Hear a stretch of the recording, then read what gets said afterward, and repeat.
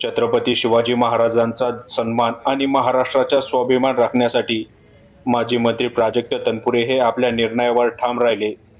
शिवाजी महाराजांचा अवमान करणाऱ्या आरोपींना जोपर्यंत अटक होत नाही तोपर्यंत अमरण उपोषण सुरूच ठेवणार अशी भूमिका घेऊन तनपुरे यांनी काल रात्री उपोषण स्थळीच मुक्काम केला।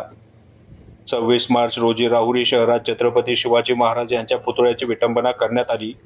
या घटनेला 20 दिवस उलटून गेले, मात्र अद्याप कोणत्याही आरोपीला अटक करण्यात आली नाही।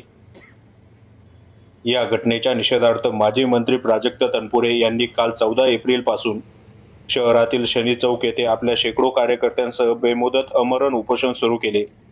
काल दिवसभर तसेच रात्रीच्या वेळी माजी मंत्री प्राजक्त तनपुरे यांना उपोषणापासून परावृत्त करण्यासाठी पोलीस प्रशासनाकडून सर्वतोपरी प्रयत्न करण्यात आला, मात्र जोपर्यंत आरोपी अटक होत नाहीत तसेच छत्रपती शिवाजी महाराजांचा अवमान करणाऱ्या आरोपींवर कठोरात कठोर कारवाई होत नाही तोपर्यंत उपोषण सुरूच ठेवणार या निर्णयावर माजी मंत्री तनपुरे हे ठाम राहिले।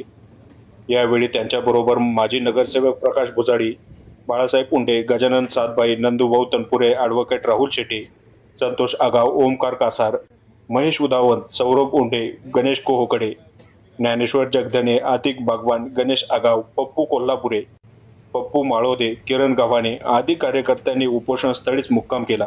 आज दिनांक 15 एप्रिल उपोषणाचा दुसरा दिवस आहे।